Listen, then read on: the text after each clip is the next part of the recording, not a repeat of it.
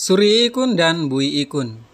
Dahulu kala di Kabupaten Belu, Provinsi Nusa Tenggara Timur, berdiam seorang kakek bernama Mau bersama istrinya. Kakek Mau bersama istrinya dikarunia 3 orang putra. Setelah ketiga putra ini beranjak dewasa, maka si putra sulung dan si putra tengah pergi merantau sambil mencari jodohnya masing-masing.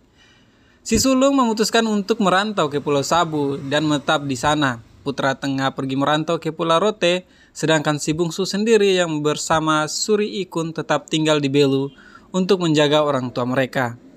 Dari ketiga putra kakek Mau inilah timbul ungkapan persaudaraan yang sampai hari ini disebut Sabu Mau, Tie Mau, dan Belu Mau. Ungkapan ini masih selalu disebut sampai hari ini. Dikisahkan pada waktu si sulung berangkat ke Sabu, ia membawa sebilah pedang tanpa sarung. Konon karena inilah banyak orang Sabu senang menjadi anggota angkatan bersenjata.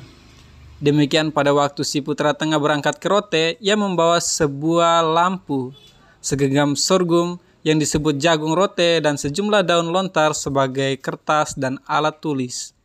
Oleh karena itu, keturunan si putra tengah yaitu orang Rote senang menuntut ilmu untuk menjadi guru atau pendeta. Sedangkan si bungsu sendiri yang bernama Suri Ikun memperoleh sebilah parang dan tajak. Tajak adalah parang yang khusus dibuat untuk menyangi rumput di kebun. Itulah sebabnya si bungsu atau orang Belu lebih senang menjadi petani yang rajin. Musim terus berganti hingga Suri Ikun menanjak dewasa dan Suri Ikun mulai berangan-angan untuk mencari istri. Suatu waktu ia pergi ke kebun untuk memungut hasil. Ia melihat bahwa bunga-bunga dan ranting-ranting kayu berterbangan ke sana kemari. Ia mencoba mengamati apa gerangan penyebab dari semua itu. Ia melayangkan pandangan ke semua penjuru. Ia hanya melihat 7 ekor burung kakatua putih dengan jambul warna-warni sehingga ia terpesona. Belum puas menatap keindahan burung-burung itu, seketika saja semua burung tersebut menghilang. Suri Ikun bertambah heran bercampur bingung. Bersamaan dengan raibnya burung-burung itu, terdengar tawa ria cekikan dari sejumlah gadis dari kolam di tengah-tengah kebun itu. Maka dengan mengendap-endap, Suri Ikun segera menuju tepi kolam. Sekejap hatinya berdebar-debar, matanya menatap nanar seperti mimpi ia melihat 7 orang gadis cantik sedang mandi di kolam itu. Rupanya ke-7 ekor burung kakatua telah berubah menjadi 7 gadis cantik. Mata Suri Ikun serasa tidak dapat berkedip, sementara itu di samping sebuah pohon beringin tua terdapat 7 pasang sayap yang indah dan diatur rapi. Maka sadarlah ia bahwa ke-7 gadis itu adalah putri-putri kayangan yang sedang beranjang sana ke bumi. Lalu Suri Ikun mengambil sepasang sayap yang terletak pada deretan terakhir. Kemudian sayap itu dibawanya pulang dan disembunyikan di bawah tungku di rumahnya.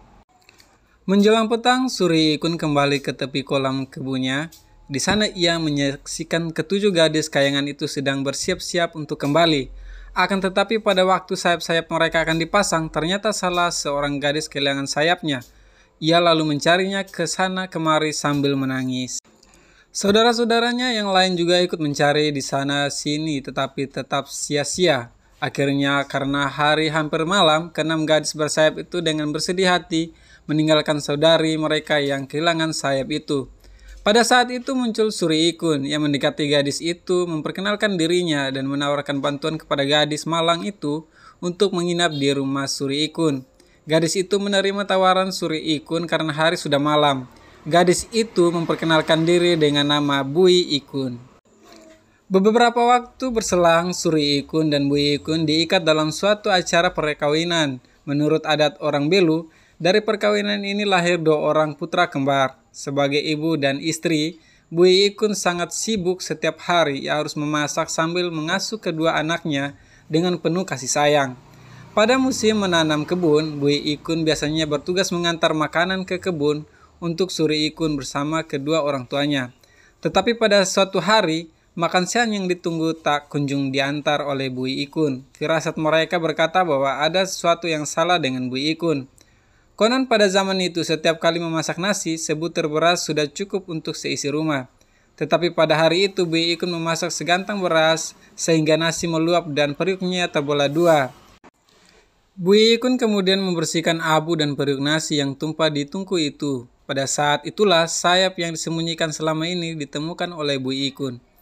Bui Ikun gembira bercampur sedih melihat sayapnya yang telah lama hilang.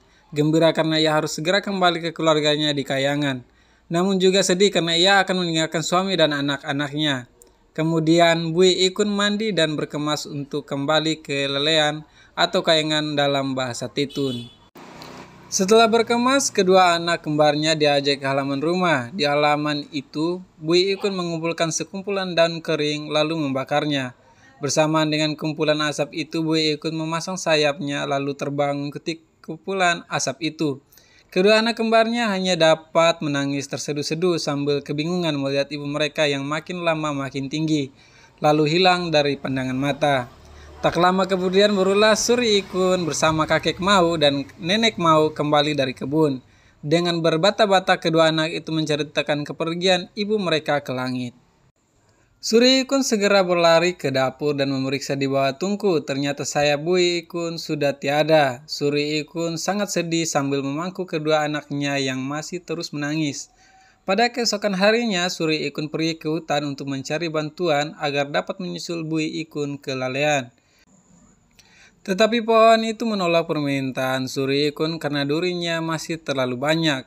Suri Ikun diminta sabar sampai duri-duri itu sudah tua dan gugur.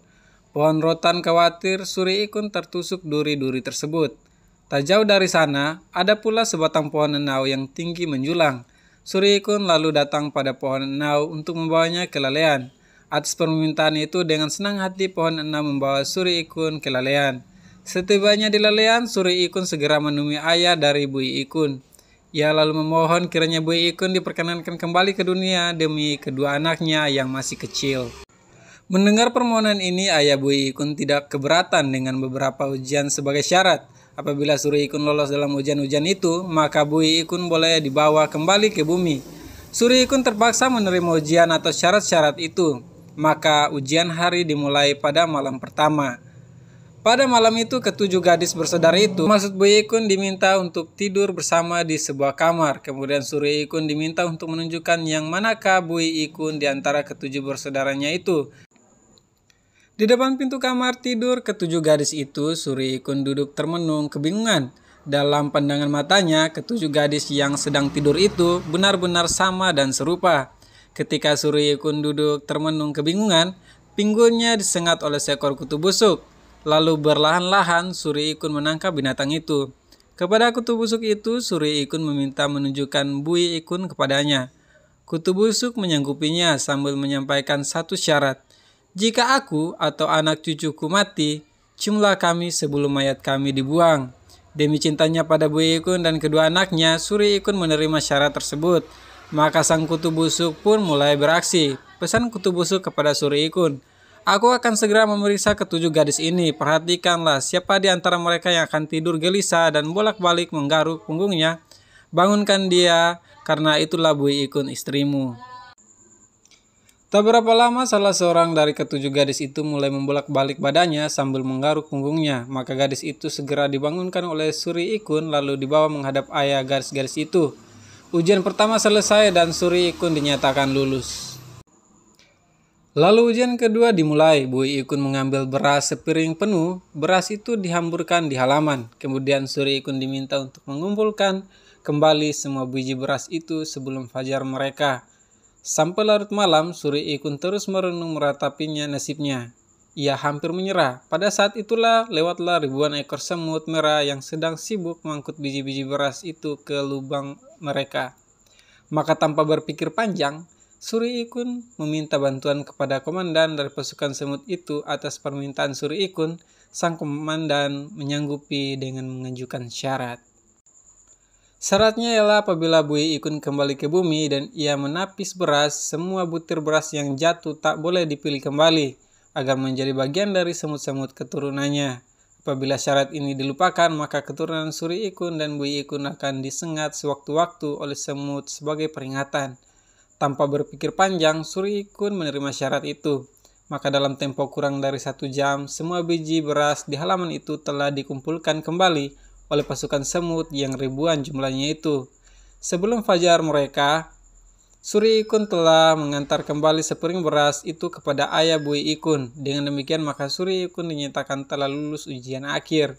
Semua yang syarat telah terpenuhi, maka Suri Ikun dan Bui Ikun segera dilengkapi dengan berbagai harta kekayaan. Keduanya lalu kembali ke bumi menemui kedua anak kembarnya yang sudah menanti. Selanjutnya ditukarkan bahwa Suri Ikun dan Bui Ikun selalu hidup rukun dan bahagia. Keturunan mereka adalah seluruh orang suku Belu sekarang ini. Kakek Mau dan nenek Mau kemudian meninggal dunia dengan sebuah pesan. Pesannya ialah antara keturunan Sabu Mau, Tie Mau, dan Rote Mau, dan Belu Mau tidak boleh terjadi permusuhan dan pertumpahan darah karena ketiganya bersaudara. Karena pesan tersebut, maka sampai hari ini permusuhan dan pertumpahan darah di antara ketiga suku ini jarang terjadi. Demikian kisah Suri Ikun dan Bui Ikun. Kisah ini mungkin hanyalah sebuah dongeng sejarah, karena itu tokoh Suri Ikun dan Bui Ikun mungkin pernah hidup, tapi mungkin juga tidak. Demikian pula kakek Mau dan nenek Mau. Tetapi yang pasti bahwa mereka semua adalah mitos-mitos yang patut dihormati. Kakek Mau adalah lambang pemersatu bangsa berdasarkan kekeluargaan dan persaudaraan abadi. Sedangkan Suri Ikun lambang keteguhan perjuangan seorang laki-laki. Ia adalah tokoh yang sangat menjaga kelestarian lingkungan hidup, pohon-pohon di hutan seperti pohon rotan, nau, di padang sebagai sahabat. Demikian pula terhadap semut dan kutu busuk sekalipun ia tidak bertindak kejam. Suri Ikun suka belajar dari semut dalam hal semangat, kerjasama, dan sikap gotong royong. Walaupun untuk semua itu, Suri Ikun dan keturunannya harus membayar dengan harga yang sangat mahal sampai hari ini. Semua orang rela mencium bau kutu busuk, dan seringkali kita disengat semut-semut yang berkeliaran di rumah karena lingkungan mereka telah dirusak manusia. Demikian pula Bui Ikun, seorang ibu sejati yang rela berkorban. Kemewahan dan kayangan ditinggalkan demi suami dan kedua putranya yang tercinta.